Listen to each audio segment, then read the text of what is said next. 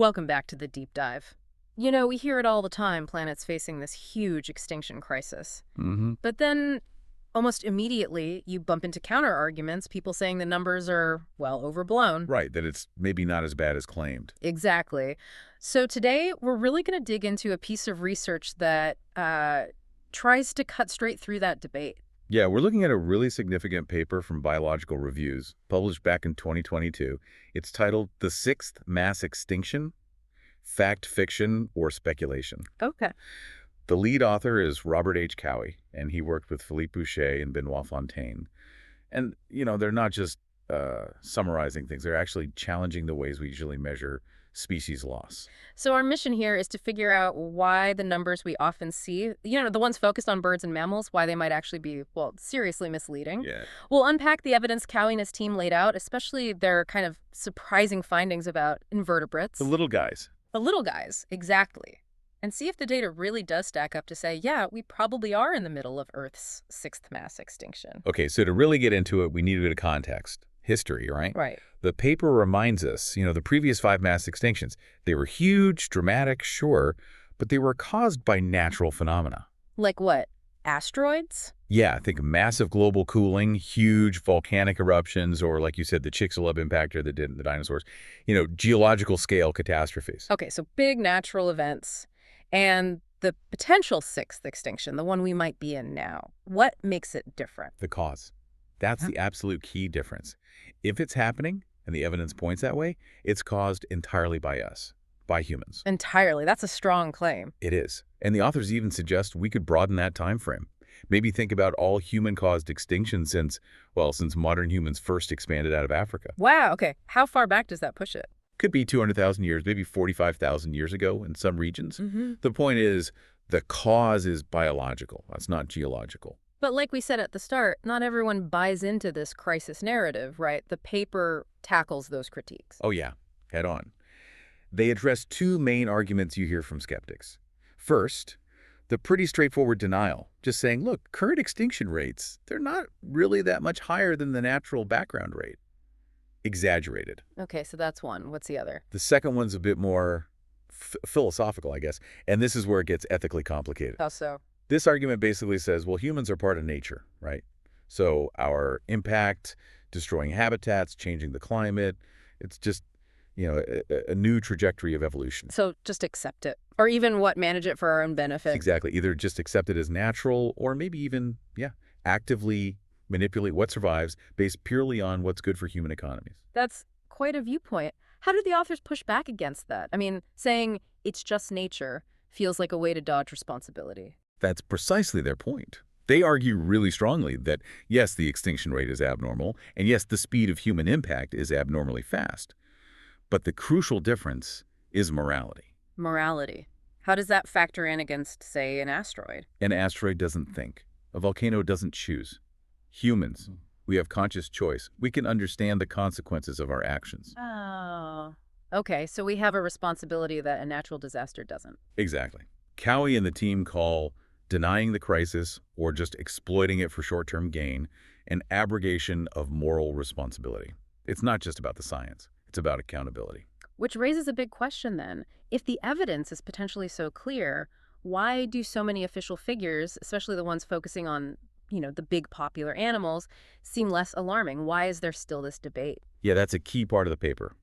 The authors argue that our common tools, the ones we rely on for tracking this, they have systemic problems. They point right at the IUCN Red List. The Red List, but that's like the gold standard, isn't it? The global benchmark for threatened species. It is invaluable, absolutely, for conservation planning, for identifying species at risk. But, and this is the crucial bit, it's inherently inadequate for calculating total global extinction rates. Why? What's the inadequacy? The bias is just enormous. Think about it. Pretty much every bird species, every mammal species, they've been evaluated, looked at, assessed. Okay. But overall, across everything, plants, animals, the IUCN has only managed to assess about 5.6% of all the described species globally that they accept. 5.6%. Wow. Okay, so we're basing our global picture on a really tiny and probably not representative slice of life. Exactly. And even within that tiny slice, the numbers for actual extinctions are likely suppressed. There's something called the Romeo error. The Romeo era sounds dramatic. Is it like a mistake? Not really a mistake, more like a cautious policy. Conservationists, quite rightly, want to avoid declaring a species extinct too soon, because once you do that. The funding dries up, the Yeah. protection efforts stop. Precisely. So species that haven't been reliably seen for decades, um, think of the Eskimo curlew or Bachman's warbler. Hmm. They often get listed conservatively, maybe critically endangered or possibly extinct. So they're probably gone, but not officially counted as extinct with a capital E. Right. It makes total sense from a conservation standpoint, but it means the official extinction tally, even for the well-studied groups, is likely an undercount. Okay, so if even the well-studied groups are undercounted, the real black hole in the data must be the species we barely look at, the invertebrates. That's the core of the issue for estimating global rates. Uh, The invertebrate blind spot is just vast. How vast? Well, invertebrates, insects, worms, snails, corals, all that stuff, they make up something like 95 to 97% of all known animal species, the overwhelming majority. 100%. Okay. And yet, Yeah. the IUCN has only evaluated about 1.6% of all the described invertebrate species, a tiny, tiny fraction. 1.6% of 95%. My head hurts. And it gets worse. Of that minuscule 1.6% that have been assessed, about 27% are listed as data deficient, meaning we just don't have enough information to know their status. Are they okay? Are they endangered? Are they already gone? We literally don't know. So for the vast majority of animal life, we're flying almost completely blind when it comes to extinction. Pretty much. Which is why using only red list figures to gauge the total crisis is, as the paper argues, completely inappropriate. Okay, so that explains the problem with current tools, this massive gap in knowledge. How did Cowie and his team try to fill it? They needed a new approach, right? Exactly. They realized you have to address the invertebrates somehow. Yeah. And they decided to focus on mollusks. Snails, clams, squid, that group, why them specifically? Well, they're the second largest animal phylum, so they're significant. But the key thing, they have shells. Like you mentioned earlier, physical evidence. Right. Shells last. They hang around in the environment long after the animal is gone. This allows for what the paper calls sort of preventive archaeology or salvage sampling. Meaning you can find shells of species that went extinct recently, even if scientists never saw them alive. Exactly. You can find shells, describe a species posthumously, and know it existed and is now gone. It gives a baseline, a window into recent extinctions for a group that's usually overlooked. Okay, that makes sense. So they focused on mollusks, particularly land snails, which are known to be sensitive. What did they find? This must be where the really novel stuff comes in. It is. When they looked closely at the data for land snails and compared it to the well-known groups, the difference was stark. How stark. I remember the red list shows about 1.5% of assessed birds and mammals as extinct. For the assessed mollusks, it was 4.6%. Whoa, okay, 1.5 versus 4.6%? That's almost triple the rate just within the assessed groups. It's a huge difference. Now, you could argue, okay, that's just snails. Maybe they're unusually vulnerable. Can you really extrapolate from that? Yeah, that's what I was thinking. It feels like a big leap from land snails to everything else. It is an extrapolation, absolutely. But the authors argue it's a necessary one, based on the best, albeit limited, evidence we have for a major invertebrate group sensitive to habitat change, which is the primary driver of extinction. So what happens when they make that leap? When they apply that higher mollusk extinction rate to all known species? That's where the headline finding comes in.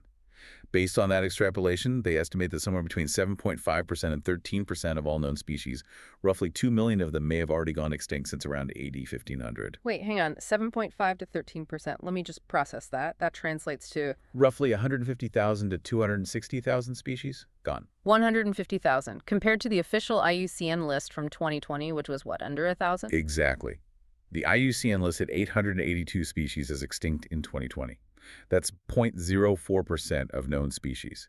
Cowie's estimate is literally orders of magnitude higher, hundreds of times higher. That is genuinely shocking. It implies a massive hidden extinction crisis happening largely unnoticed. That's the core argument. The official numbers, focused on vertebrates and hampered by conservative listing, are missing the vast majority of the losses, which are likely happening among the invertebrates. Okay, so the sheer number is huge. What about the speed? Scientists often talk about the rate of extinction, right? Using that EMSY metric. Right. Extinctions per million species years. It's a way to standardize the rate. So what does the mollusk-based estimate look like using EMSY? Well, first you need the background rate, the sort of natural rate of extinction between big crises. That's estimated to be really low, maybe zero point 0.1 to 1 EMSY, very slow trickle. Okay, 0.1 to 1. And the current estimate based on Cowie's work. The calculation based on the mollusk extrapolation puts the current rate somewhere between 150 and 260 EMSY. 150 to 260, compared to a background of maybe 1. Yeah, so we're potentially looking at a current extinction rate that's 100 times, maybe even 1,000 times greater than the natural background rate. 1,000 times faster. Okay, when you put it like that, is it really a crisis? Debate seems kind of settled. A rate that high is definitively not normal background noise. It's hard to argue otherwise. That velocity of loss, sustained over centuries now, strongly suggests something historically unprecedented is happening. Did the paper break down where these losses are happening most? We often hear about islands being particularly vulnerable. Absolutely. Island species have been hit incredibly hard. Yeah. The paper mentions estimates of maybe 2,000 bird species just vanishing from Pacific islands after humans arrived. Huge losses. Right. But interestingly, they stress it's not just oceanic islands. Think about continental habitat islands, too. Like isolated patches. Exactly. Things like unique limestone karst outcrops or specialized cave systems or isolated desert springs.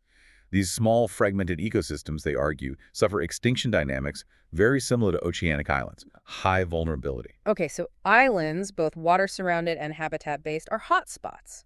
What about the oceans themselves? They're huge, facing enormous pressures like pollution, warming, acidification. You'd think the marine realm would be showing similar mass extinction levels, right? But the paper actually says there's currently no evidence that the marine biota has reached the same crisis level as life on land or in freshwater. Really? Despite collapsing fisheries and coral bleaching? They make a key distinction here. What we see with fisheries is often commercial extinction. The species is still there, but numbers are too low to fish profitably. That's different from biological extinction, the total disappearance of the species.